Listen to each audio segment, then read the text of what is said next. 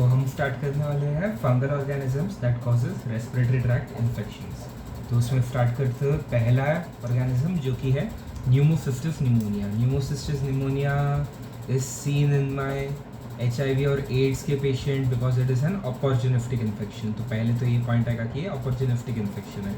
इसका केस जब ही बनेगा तब उस केस में HIV एड्स का मेंशन होगा, वहाँ CD cell count would be less than 100, इसका भी मेंशन होगा। CD सेल काउंट अगर लेस देन 100 है उसी में मोस्टली न्यूमोसिस्टिस इन्फेक्शन दिखता है। Recently the taxonomy of pneumocystis, अब टैक्सोनॉमी, पहले इसको हम earlier it was considered a protozoan, पहले इसको प्रोटोजोन मानते थे, पर अभी न्यूक्लिक एसिड टेस्टिंग वगैरह करके इसको फंगस डिक्लेयर कर दिया है, फंगस नाउ। तो इसलिए फंगल ऑर्गेनिजम्स में पढ़ते हैं हम इसको। तो पैथोजेनेसिस क्या होगा? Like protozoan it exists in the cyst form and trophozoite forms. अब जो सिस्ट है वो एटमॉस्फेयर में मिलता है मुझे, पर ह्यूमन टिश्यूज में सिस्ट और ट्रोफोजॉइड दोनों होते हैं। तो इनहेल करने के बाद carry to the lungs where they transform into trophozoite, जैसे आप एंटोमेमो में पढ़ा था वैसे ही लंग्स में जाके ट्रोफोजॉइड फॉर्म में बनेगा। This trophozoite induces an inflammatory response that results in formation of frothy exudate. तो फ्रॉदी एक्सुडेट बनाएगा, इन्फ्लेमेशन हो रहा है तो इन्फ्लेमेशन की वजह से फ्रॉदी एक्सुडेट बनेगा। दिस कंडीशन, और इस फ्रॉदी एक्सुडेट में प्लाज्मा सेल्स का काउंट ज़्यादा होगा, तो प्लाज्मा सेल्स रिक्रूट हो रहे हैं, इसीलिए इस कंडीशन को हम प्लाज्मा सेल निमोनिया भी बोलते हैं। PCP, न्यूमोसिस्टिस कैरिनाई निमोनिया या प्लाज्मा सेल निमोनिया। ठीक है, अगर मैं बात करूँ इसके हिस्टोपैथोलॉजी की, हिस्टोपैथोलॉजिकली यहाँ पे मुझे 2 स्टेन्स इंपॉर्टेंट है। एक है मेरा GMS stain, that is Gomori methenamine silver stain, Gomori methenamine silver stain. इस स्टेन के अंडर मुझे इसका appearance crushed pink pong balls black colour और बैकग्राउंड होगा green against the green background. तो यहाँ पे हमें इमेज में दिख रहा है कि ये पिंक पॉन्ग बॉल अपीयरेंस है इसका अगेंस्ट द ग्रीन बैकग्राउंड। ये हो गया इसका GMS। इसका स्टेनिंग और कौन सा स्टेनिंग? जीमसा स्टेनिंग हो सकता है। अगर इसका मुझे ट्रोफोजॉइड देखना है, इसका ये तो हमने क्या विजुअलाइज कर रहे हैं, डेमोन्स्ट्रेट कर रहे हैं, सिस्ट विजुअलाइज कर रहे हैं। यही मुझे ट्रोफोजॉइड अगर विजुअलाइज करना होगा तो मैं जीमसा स्टेन यूज़ करूँगा। क्वेश्चन आता है इसमें भी कि जीमसा स्टेन से हम क्या विजुअलाइज कर सकते हैं? ट्रोफोजॉइड। सिस्ट विजुअलाइज करने के लिए GMS, Gomori methenamine silver stand. ये ऑब्टेन कैसे होगा? आइदर ब्रोंकोस्कोपी करो या ब्रोंकियोअल्वियोलर लवाज से या लंग बायोप्सी, कोई भी कर सकते हैं। मोस्ट कॉमनली ब्रोंकोअल्वियोलर लवाज से हम इसको निकालते हैं। डिटेक्शन ऑफ 1D, कोई भी इनवेजिव फंगल इन्फेक्शन में एक कॉमन चीज़ होती है, वो है 1,3 बीटा डी ग्लूकन एसिड। कोई भी हो, इन्वेजिव एस्परजिलोसिस, इन्वेजिव कैंडिडियासिस, वहाँ पे हर जगह पे 1,3 बीटा डी ग्लूकन जो है वो रेव्ड होगा। ठीक है, रेडियोलॉजी में क्या दिखेगा? तो classical finding of bilateral diffuse infiltrates which is seen in any pneumonia. तो बायलैटरल डिफ्यूज इन्फिल्ट्रेट्स बायलैटरली पर होता है और डिफ्यूज इन्फिल्ट्रेट्स होगा। May reveal ground glass opacities at the early stage, pneumonia है, वही चीज़ें हैं। ट्रीटमेंट क्या होगा? तो कॉट्राइमॉक्साजोल। अगर मैं ट्रीटमेंट बोलूँ तो ट्रीटमेंट होगा इसका कॉट्राइमॉक्साजोल। बस न्यूमोसिस्टिस जेरोइका हो गया। यहाँ पे हमें दिख रहा है कि soft tissue density nodule with a reverse halo sign in the right upper lobe. तो ये राइट साइड के अपर लोब में हमें दिख रहा है कि सॉफ्ट टिश्यू डेंसिटी, या अंदर सॉफ्ट टिश्यू है, बाहर फाइब्रोसिस हुई है। तो ये मुझे दिख रहा है मेरे CT लंग्स में। कोई कैरेक्टरिस्टिक फाइंडिंग नहीं है। कैरेक्टरिस्टिक अगर मैं बोलूँ तो बायलैटरल लंग ओपेसिटीज, बस इतना ही दिखता है। लंग डिफ्यूज ओपेसिटीज, और ये pink pong ball appearance under GMS, Gomori methenamine silver stain. आगे बढ़ते हुए ज़ाइगोमाइकोसिस। अब यहाँ पे 3 फंगल एजेंट्स आते हैं जो कि बहुत इंपॉर्टेंट है और साथ में पढ़ने हैं हमें तीनों को।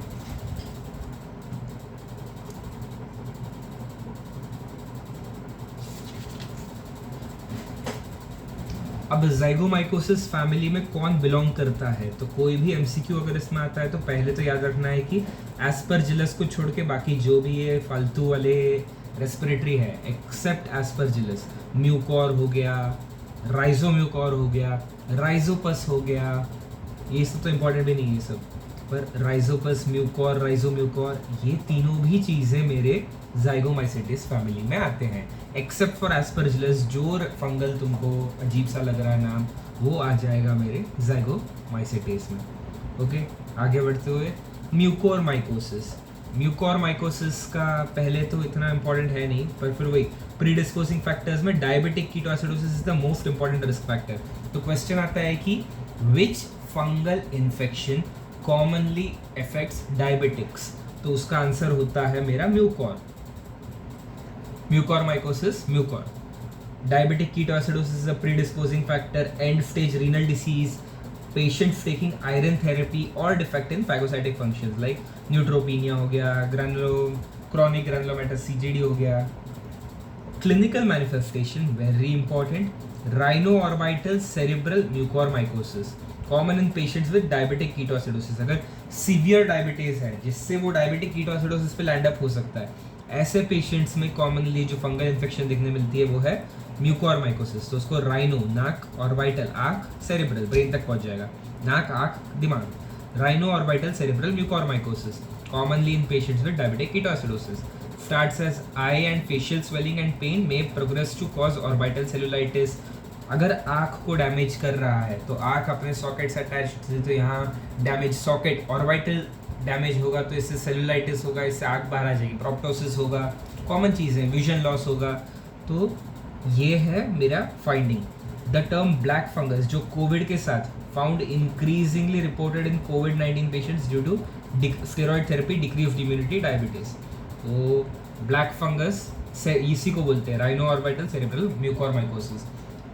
अगर मुझे बोला एक डायबिटिक पेशेंट है, उसको ऑर्बिटल सेलुलाइटिस का केस है, उसको विजन प्रॉब्लम, अब डायबिटिक पेशेंट में विजन लॉस बोलते ही मेरा दिमाग पहले जाएगा डायबिटिक रेटिनोपैथी में, पर मेरे को बोल रहा है कि उसको विजन लॉस के साथ साथ ऑर्बिटल पेन है और ऑर्बिटल सेलुलाइटिस की भी हिस्ट्री है, जिसके साथ उसको और कई सारे फीचर्स दिख रहे हैं। तो मैं आ जाऊँगा कंक्लूजन में कि ये है राइनो ऑर्बिटल सेरेब्रल म्यूकोरमाइकोसिस।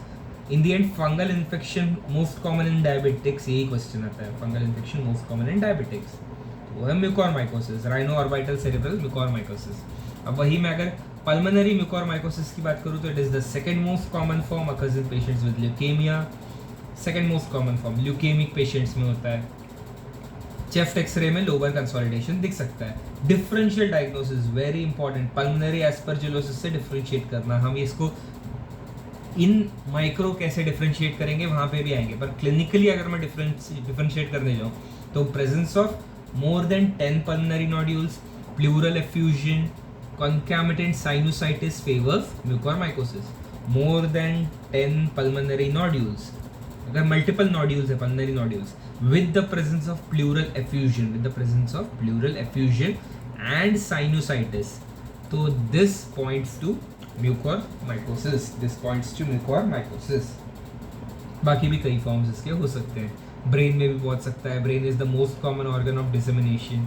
अगर मैं लैब डायग्नोसिस बोलूँ म्यूकोर की, जो कि बहुत इंपॉर्टेंट है, डिफरेंशिएट करना म्यूकोर को from my other species in the zygomycetes itself, जो राइजोपस है, जो एब्सिडिया है, इनसे डिफरेंशिएट करना पहला इंपॉर्टेंट है मेरा।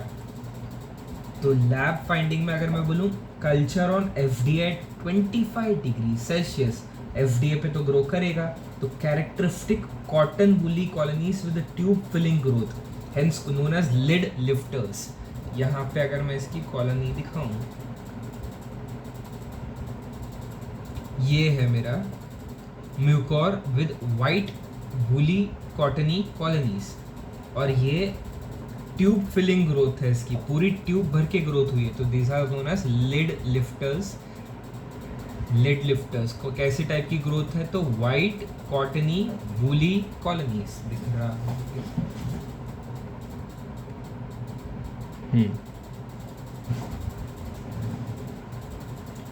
वाइट कॉटनी वूली कॉलोनीज होगा। इन सम स्पीशीज जैसे Rhizopus, the colonies become brown black later due to sporulation giving rise to salt pepper appearance. Rhizopus में सॉल्ट पेपर अपीयरेंस दिखता है। राइजोपस में जो कॉलोनीज है वहाँ पे छोटे छोटे ब्लैक स्पोर दिख रहे हैं, तो ऐसा लग रहा है नमक के डब्बे में थोड़े थोड़े काला मिरी के पाउडर भर गया है। तो the characteristic salt pepper appearance, क्योंकि उसमें छोटे छोटे ब्लैक कॉलोनीज दिख रहे हैं वाइट कलर के पूरे ट्यूब में, the colonies become brown black, तो थोड़ा थोड़ा ब्राउन ब्लैक है ड्यू टू स्पोरिलेशन, तो इसको है कहते हैं हम salt pepper appearance. Salt pepper chromatin seen in my neuroendocrine tumours. Yes. Microscopic appearance, histopathological staining में मुझे एसेप्टेट हाइलाइन हाइफे दिखेंगे, एसेप्टेट हाइफे, क्योंकि ये ज़ाइगोमाइसेटिस को बिलोंग करता है, तो इसमें ये हमने बचपन में पढ़ा है कि एसेप्टेट हाइफे इसमें होता है। Microscopic appearance, LPCB amount of the colonies reveals broad aseptate hyaline hyphae from which sporangiophore arises and then ending at the sporangium containing sporangiospores। इसका डायग्राम देखना बहुत ज़रूरी है। अगर मैं बात करूँ यहाँ पे सी में, ये है मेरा राइजोपस शोइंग स्पोरांजियम, दिख रहा है नहीं, ये है मेरा LPCB mount which shows sporangium with rhizoids, ये राइजोइड है। अब ये डायग्राम ही यहाँ पे सबसे इंपॉर्टेंट है तीनों को डिफ्रेंशिएट करने के लिए। ये है मेरा म्यूकोर और ये है मेरा राइजोपस। राइजोपस में राइजोइड्स प्रेजेंट, राइजोपस में राइजोइड्स प्रेजेंट, म्यूकोर में राइजोइड्स एब्सेंट। और ये है कोई लिक्थेमिया, इसमें है इंटरनल राइजोइड्स, ये इंपॉर्टेंट नहीं है। ये म्यूकोर और राइजोपस बहुत इंपॉर्टेंट है, इसमें राइजोइड्स एब्सेंट है, इसमें राइजोइड प्रेजेंट है माइक्रोस्कोपिकली। एसेप्टेट हाइफे है, hyphae is aseptate, hyphae is aseptate.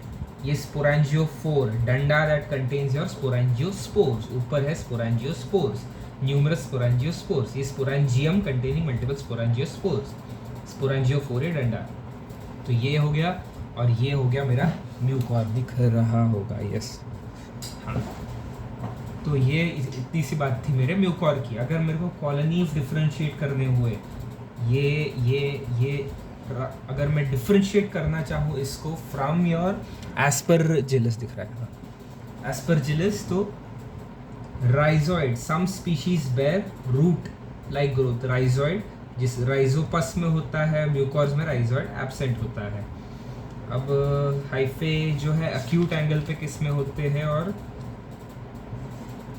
Obtuse angle में किस में होते हैं। तो म्यूकोर जो है, म्यूकोर में म्यूकोर आई मीन इसमें म्यूकोर माइकोसिस वाले जो फंगाई है उसमें मेरे ब्रांचिंग जो है वो branching is usually more than 90 और 90 डिग्री। हाइफे इज एसेप्टेट और शेप जो है वो ब्रॉड रिबन लाइक शेप है। ये 3 पॉइंट्स बताने का रीज़न ये है कि एस्परजिलोसिस पे उल्टा होता है, यहाँ पे branching is more than 90 degree पे, मतलब ऐसा एक ब्रांच आया है और यहाँ से दूसरा एक ऐसा आ रहा है, तो ये ऐसे। पर यही अगर मैं बात करूँ एस्परजिलस में, तो वहाँ ब्रांचिंग कुछ ऐसे होती है। तो ये हो गया मेरा एस्परजिलस और ये हो गया मेरा म्यूकोर। तो ये डिफरेंस है इनके बीच में, इसके लिए ये हमें बता रहे हैं। एस्परजिलोसिस पे आते हैं which is very important again. Aspergillosis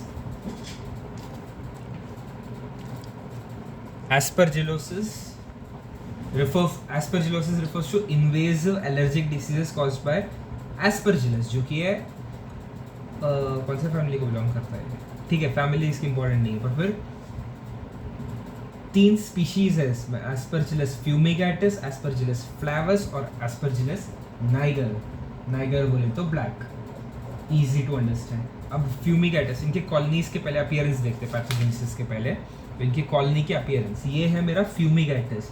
फ्यूमिगेटिस का कौन सा कलर है, स्मोकी वेलवेटी ग्रीन बोलते हैं इसे, स्मोकी वेलवेटी ग्रीन।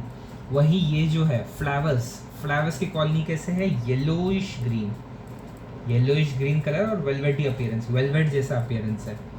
ये वेलवेट अपीयरेंस दिख रहा रहेगा। ये कितना गंदा अपीयरेंस है इसका, तो इसका है ब्लैक कॉटनी अपीयरेंस। ये है नाइगर काला, black cottony appearance. Yellowish green velvety appearances of flavus, वही अगर मैं बोलूँ smoky velvety green appearances of fumigatus. ये तो हो गया इसका कौन से अगार पे ग्रोथ है, ये एफ डी आकार पे ग्रोथ हो गई। तो एफ डी आकार पे कैसे मैंने इन तीनों को डिफ्रेंशिएट किया। अब अगर मैं इसके स्ट्रक्चरली जब माइक्रोस्कोपी पे डिफ्रेंशिएट करना हो तो वो कैसे करूँ, तो उसमें कोनिडिएशन की बात करेंगे हम। तो एक कोनिडियोफोर जिसमें मल्टीपल कोनिडिया इज अरेंज्ड, जो कि हाईलाइन फॉर्म में है। जो ये सिंगल रो में फाइलाइड्स है, फाइलाइड्स एक रो है यहाँ पे, वहीं यहाँ पे हम देखेंगे कि फाइलाइड्स इज इन मल्टीपल रो, है ना, फाइलाइड्स इज इन मल्टीपल रोज। तो phialides is in a single row, one row पहले तो। सेकंड, कोनिडिया हाईलाइन है, कोनिडिया हाईलाइन है। यहाँ पे फाइलाइड्स इन, ये फाइलाइड्स है, फाइलाइड्स इन टू रोज। ये फाइलाइड्स वही स्ट्रक्चर है जो कोनिडिया को बेयर करता है, कोनिडिया और छोटे छोटे कोनिडिया स्पोर्स जो है, और इसमें कोनिडिया हाईलाइन है। फिर से सेम दिख रहे कोनिडिया दोनों में, हाईलाइन है इसमें भी। इसमें सिर्फ ऊपर वाले एस्पेक्ट में होता है, जो तेरा फाइलाइड्स है, phialides are present only on upper 2/3 है क्या, अपर 1/3, 2/3, अपर हाफ एस्पेक्ट में। इसमें एंटायर कोनिडियोफोर पे present, I mean entire vesicle पे प्रेजेंट है। ये वेसाइकल है ना मेरा, तो ये एंटायर वेसाइकल पे प्रेजेंट है, present on entire vesicle, present on entire vesicle.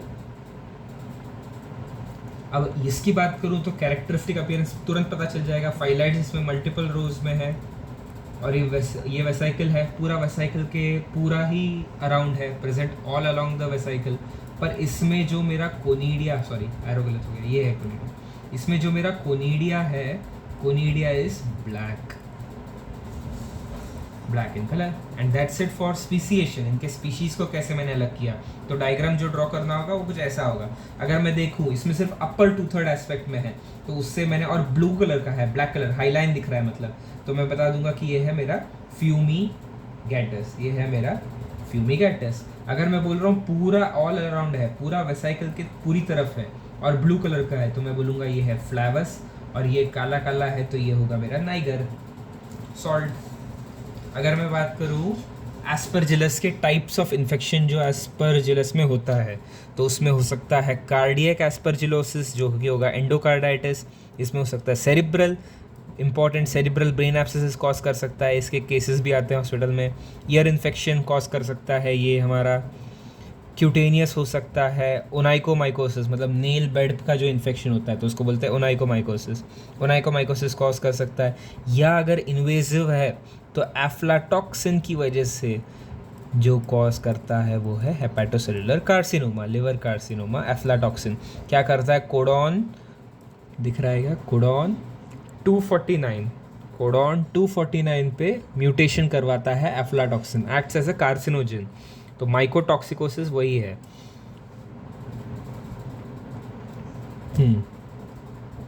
फ्यूमिगेटिस accounts for most of the cases of pulmonary and allergic aspergillosis.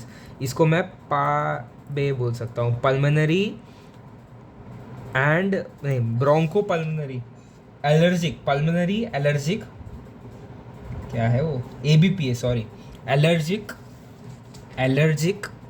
Bronco pulmonary aspergillosis, allergic broncho pulmonary aspergillosis, तो वो कॉज करता है। अगर मुझे बोला कि एक चेस्ट एक्सरे दिखा जिसमें एक अपीयरेंस ऑफ बॉल अपीयरेंस था बस, या हॉलो कैविटी थी और कैविटी के अंदर कोई फंगल ग्रोथ है, तो क्या हो सकता है, वो है पल्मोनरी एलर्जिक ब्रोंको, पल्मोनरी नहीं sorry, allergic broncho pulmonary aspergillosis, तो ये हम कहेंगे। Flavus is more common in hospitals, नहीं ज़रूरत है। Niger is can cause invasive infection, बस। KOH, अब इसमें इंपॉर्टेंट है, KOH हम फंगली में इसमें यूज़ करते हैं ताकि जो हाइफे है वो अलग हो सके, तो KOH यूज़ करते हैं। Narrow septate hyphae, can you spot the difference कि यहाँ मैंने लिखा है ए सेप्टेट है म्यूकॉर में और एस्परजिलोसिस में सेप्टेट हाइफी है। Highline hyphae with acute angle branching opposite to mucor।